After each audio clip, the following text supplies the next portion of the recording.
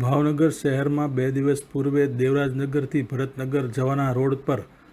પાણીપુરીની લારી રાખવા જેવી બાબતને લઈને પાણીપુરીની લારીધારક દિવ્યેશ નામના યુવાન પર સોનુ નામના યુવાન દ્વારા તીક્ષ્ણ હથિયારોના ઘા ઝીકી હત્યા કરી નાખવામાં આવી હતી,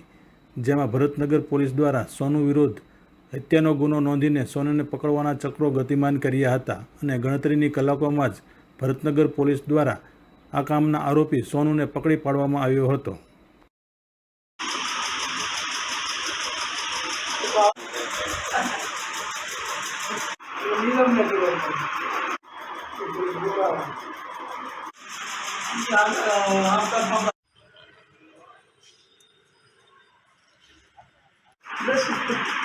પછી મેં આપણા 10 ફોન કર્યો સલામ શું તો આને કીધું નહીં કે ફોન કર્યો હવામાં કીધું હવે નિલમ મને કીધું